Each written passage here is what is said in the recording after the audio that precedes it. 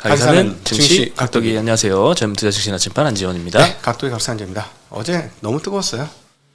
결국 이렇게 빠지네요. 근데 많이 빠졌네. 근데 미국보다는 덜 빠진 거지.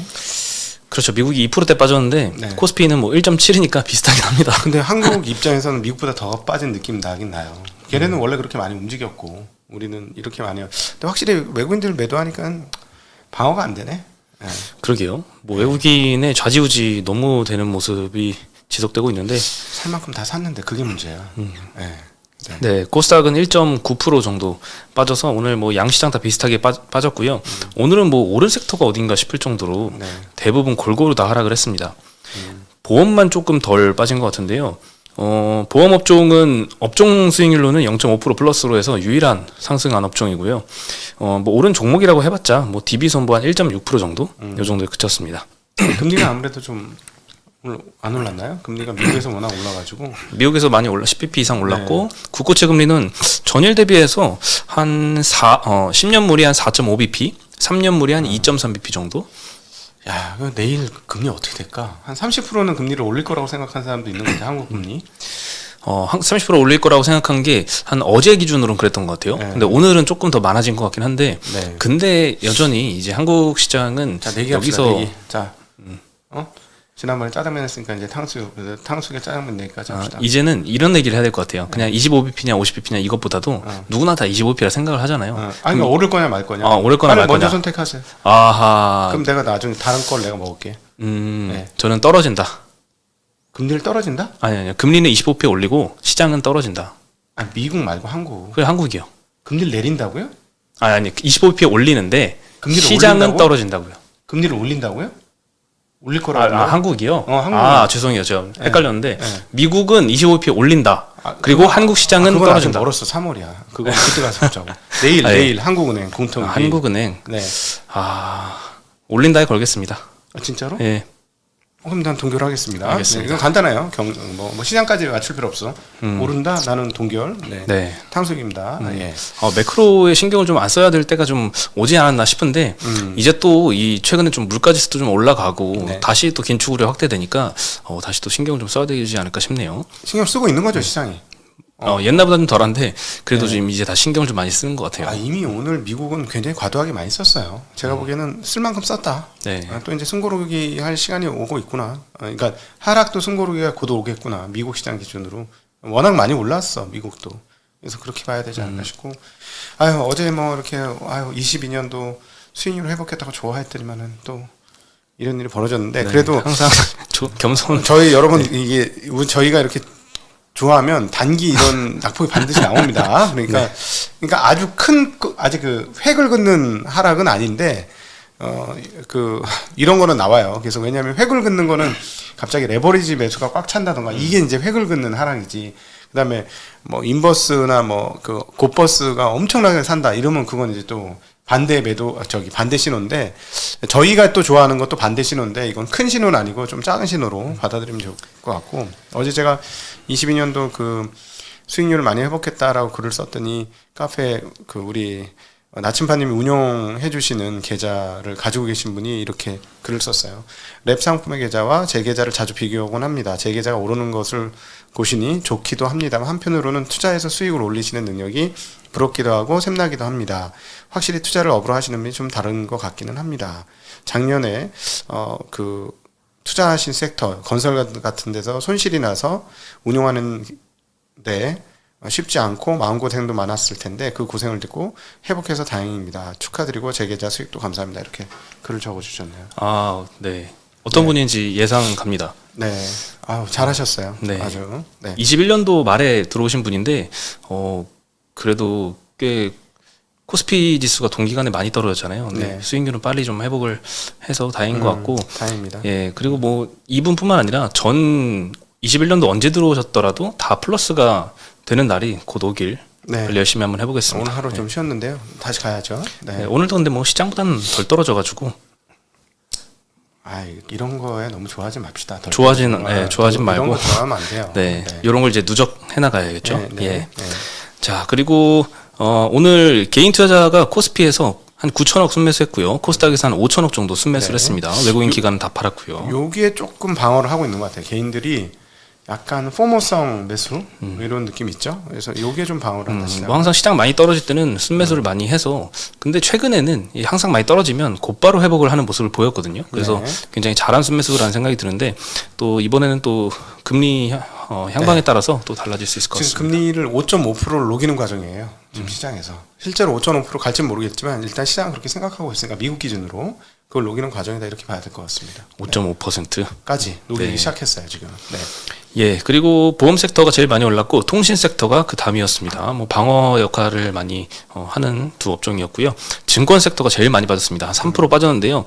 뭐 메리츠나 유안타는 뭐 4, 5%씩 많이 하락을 했습니다.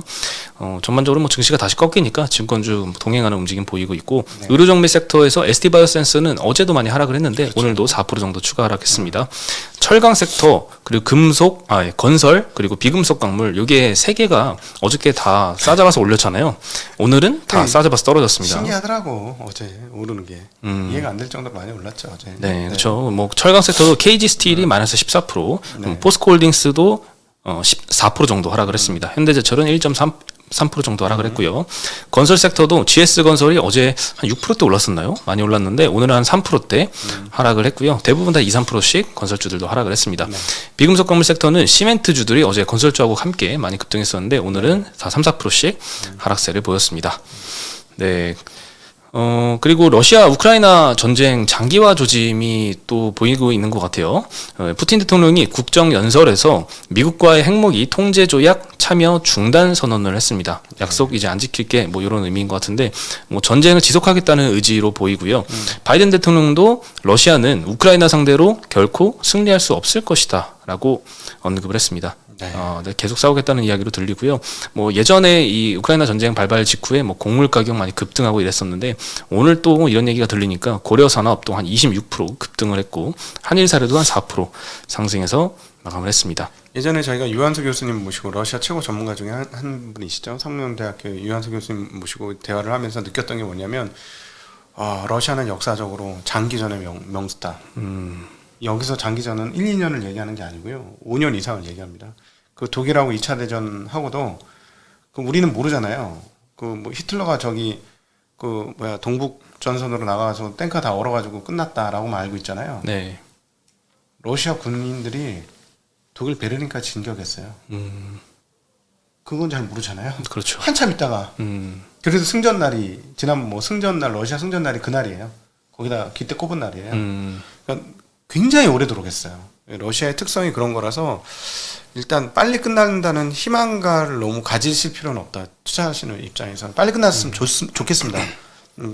그러나 그 빨리 끝날 거를 계산해서 뭘 하는 거는 별로 바람직하진 않다라고 보여지네요. 조금 안타까운 거는 전쟁이 지속되고 우크라이나 국민들은 여전히 지금 힘든 상황이잖아요.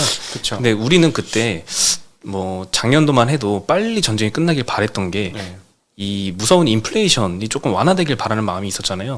근데 전쟁은 아직 지속되고 있지만 농산물 가격도 고점 대비해서 엄청나게 많이 빠졌고 뭐 소맥이나 팜유 많이 빠졌고 그리고 뭐 유가도 뭐 120불 뭐 이렇게 넘다가 지금 뭐 70불대까지는 좀 떨어졌고 하니까 점점 이 전쟁에 대한 관심은 조금 멀어져 가지고 그게 조금 아쉽긴 합니다. 그러니까 전쟁 당사자들만 비극이야 이거는. 그렇죠.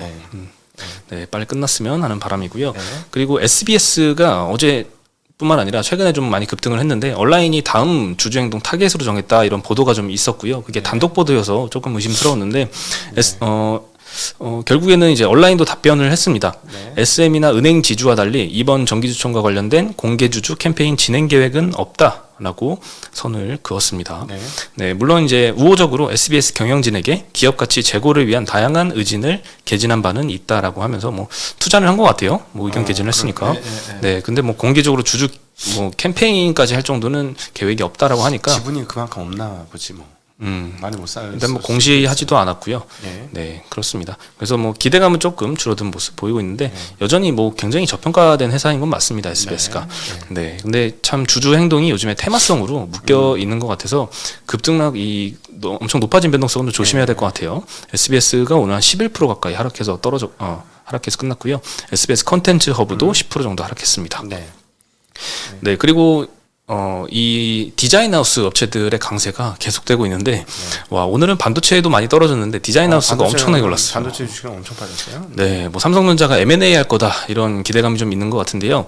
M&A 뭐 우선 순위로 디자인 하우스가 거론되는데, 또 1위 업체로 AD 테크놀로지가 또 보도에서 거론이 됐습니다. 이것도 보도상으로 네. 먼저 이 주가 상승을 촉발시킨 것 같거든요. 네, 다른 뭐 공식적인 의견도 없었고, 그래서 이것도 좀 불안하긴 합니다. 이거 좀 신기한데 왜냐면은 인수를 하는 게 아니고 많은 디자인 하우스를 거느려야 되거든요. 거느린 업체이긴 하죠. 아니 많이 거느려야 된다고. 아, 더 많이 거느려야 된다. AD 테크놀로지 그렇죠. 같은 회사를 뭐 예를 들어 10개, 20개, 30개 뭐 정확히 모르겠습니다만 하여튼 많이 거느려야 되거든요. 삼성전자가 어차피 다른 사람 코 닦아줄 정도로 좀 그런 게 약하다면 코 닦아줄 디자인 하우스가 많이 있어야 되거든. 내 생각엔 이거 많이 있어야 될 것 같은데 좀 이상하네. 네. 그리고 뭐 최근에 이런 이 공시사항으로 나와야 될 것들이 보도로 먼저 나오는 케이스가 너무 많아서 뭐 미국 같으면은 좀 그렇습니다. 보도로 나오기 전에 다 공식 다 나오잖아요. 하나하나. 우리나라 이것도 좀 고쳐야 될 것 같아요. 일반인들을 투자가 잘하려면 그렇죠. 그냥 아름아름으로 퍼지는 게 아니라 그냥 정식으로 공시를 좀 계속 했으면 좋을 것 같아요. 소식에 대해서. 예. 네, 그래서 좀 조심해야 될 것 같습니다. 보도로 먼저 알려지는 내용들. 그리고 또 한 가지 이제 삼성 파운드리에서 5나노 공정으로 차량용 반도체를 생산을 한다라는 소식도 있었습니다. 네, 미국 반도체 설계사 암바렐라의 자율주행용 SoC 칩을 수주를 했고요. 향후에는 뭐 4나노까지 생산을 확대할 계획이라고 하고 27년도에는 생산 용량을 22년 대비해서 3배 이상 확대를 하고 모바일용을 제외한 매출 비중도 50% 이상으로 확대하겠다라고 언급을 하고 있습니다. 네. 네. 모바일용이 50%가 넘는다는 얘기야? 그렇죠. 지금 그렇죠. 그렇군요. 네, 거의 뭐 모바일에 들어가는 게 거의 전부 아닐까요? 네, 그래서 AD 테크놀로지가 오늘 22%로 굉장히 크게 급등해서 마감했고요. 가온 칩스도 7%대 상승을 했습니다. 네, 디자인 하우스로서 굉장히 좋은 기업이긴 한데 최근에 급등을 너무 연속으로 계속하고 있습니다. 네. 네, 그리고 반도체 관련해서 조금 기대감을 줄여야 되나 이런 싶을 정도의 지금 리포트들이 많이 나오고 있는데요. 키움증권에서 하이닉스의 1분기 영업이익을 마이너스 3.2조 원으로 전망을 했습니다. 컨센이 지금 마이너스 1.2조 원이거든요. 네, 분기만에 3조 원 이상 적자가 예상을 하는 거고 1분기 디램 출하량을 전 분기 대비 한 25% 정도 떨어질 것이다라고 예상을 하고 있는데 이것도 컨센의 한 2배 정도 되는 전망치인 것 같습니다. 그리고 경쟁 격화에 따라서 추가 하락도 가능을 해서 23년도 연간 이익은요. 원래는 마이너스 8조 원 추정을 했는데 이걸 마이너스 11조 원으로 전망치를 추가로 하향을 했습니다. 현재 컨센은 한 7.5조 원 정도로 형성이 돼 있어서 이 2차 컨센 하향이 또 또 시작되는 게 아닌가 이런 생각도 좀 들고 있습니다. 이게 이제 영업이익단의 이야기인데 영업 외적으로도 반도체 재고평가 손실 따라오겠죠. 그리고 원달러 평균 환율 하락에 따른 환차손도 좀 커질 수 있다라고 언급을 했는데 환율도 좀 영향을 끼칠 것 같습니다. 2분기에는 그럼 괜찮냐? 2분기도 당연히 지금으로서는 컨센이 2분기까지는 안 좋잖아요. 3분기부터 턴어라운드 보고 있는데 2분기 영업이익도 마이너스 3.6조 원을 보고 있습니다. 1분기가 3.2조 원인 적자였는데 적자폭이 더 커질 것 같아서 요거 두 개 합하면은 6.8조 원 적자를 지금 전망을 하고 있습니다. 네, 물론 이제 그 업황 턴어라운드 디램 가격 반등은 3분기부터 될 것이다라고 이제 대부분은 보고 있지만 하이닉스의 적자는 1, 2, 3, 4분기 내내 이어질 것으로 지금 컨센이 형성되어 있습니다. 네, 그리고 쌓여있는 유통 재고가 하반기 업황 개선 속도를 더디게 할 것이라고 이제 기대감을 좀 낮춰야 된다라고 언급을 했고요. 추가적으로 보수적 접근이 필요한 이유로 언급을 했던 게 첫 번째는 서버 수요가 예상치를 하회하고 있다고 합니다. 두 번째는 삼성의 캐펙스 컷 가능성이 낮아 보인다. 두 번째 캐페스 컷. 네, 캐페스 컷을 안 할 것 같다. 세 번째는 여전히 높은 하이닉스 실적 컨센을 언급을 했습니다. 네. 안 좋긴 안 좋아요. 제가 보기에도 아직 재고가 확 줄었다는 뉴스가 증가율은 확 줄다가 이번에 다시 살짝 올라가기도 했거든요. 예.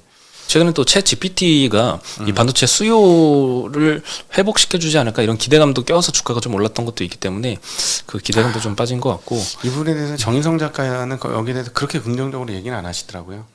예, 그래서 이번 주에 정인성 작가하고 대담한 AI 혁명의 미래에 대한 대담이 있어요. 그래서 최대한 쉽게 뽑았습니다. 이거 되게 어려워요. 반도체 어려운 것보다 훨씬 어려워요. AI가요? 파라미터가 뭔지 아세요? 파라미터요? 거기서부터 벌써 벽이 붙이지 않습니까? 네, 쉽게 그걸 풀어주시나요? 제가 옆에서 쉽게 풀었습니다. 제가 이해한 대로 조금 거칠지만 진짜 제가 개입을 엄청 많이. 이건 이런 거로 표현할 수 있겠죠? 이걸 정말 많이 했어요. 왜냐하면 내용이 그냥 반도체하고는 비교하기가 더 어려울 정도로 굉장히 어렵습니다. 네. 네, 기대가 됩니다. 네. 그리고 자동차 관련된 리포트도 요즘 계속 좋은 얘기들이 많이 나오고 있습니다. 오늘은 일단 1월달 미국 시장 판매량이 굉장히 잘 나왔다라는 거는 이미 2월 초부터 말씀드렸던 것 같은데, 일단 미국 시장 판매량은 5.8% 전년 대비 증가했고요. 네. 유럽 시장도 좋습니다. 유럽이 한 11% 가까이 판매량이 증가했고, 서유럽만 봐도 한 10% 정도 늘어났는데요. 1월 달에 한국 시장도 7.4% 증가했고 중국 시장에서만 33% 정도 감소했다고 합니다. 근데 중국은 이제 춘절이 작년에는 2월이었는데 올해는 1월인 영향 때문에 이게 조금 반영이 된 것 같고 결국에는 국내 완성차 업체의 가장 큰 시장은 북미 그리고 나머지는 이제 국내하고 유럽인데 세 시장 주요 시장 전부 다 판매량이 이렇게 높은 금리와 높은 차량 가격을 유지함에도 불구하고 잘 나오고 있어서 최근에 주가가 좀 많이 올랐던 게 아닌가 싶고요. 그리고 이제 이게 지금까지 판매량을 말씀드렸으면 이제 Q 요인이잖아요. 근데 이제는 이제 P 요인 한번 보면은 미국 신차 가격이 빠졌냐. 1월 달에도 예전에 말씀드린 대로 한 0.5% 정도 전월 대비해서 올라가면서 사상 최고치를 경신을 하고 있습니다. 22개월 연속으로 신차 가격이 계속 올라가고 있고요. 중고차, 미에나임 중고차 지수도 2.5% 정도 전월 대비 오르면서 2개월 연속 지금 반등을 하고 있습니다.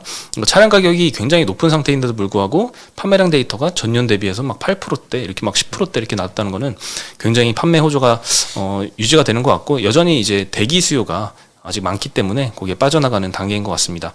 어제까지 이 현대기아차 주가를 보니까 현대차가 한 18%, 기아가 한 29%, 30% 정도 가까이 많이 올랐더라고요. 그래서 네. 작년 말에 한 20% 넘게 완성차 업체들이 빠졌었는데 소비 둔화 우려가 좀 강하게 작용을 했고 그것들이 조금 너무 우려를 많이 했나라고 해서 그게 좀 해소가 되는 단계에서 올해 주가가 좀 올랐던 것 같습니다. 네.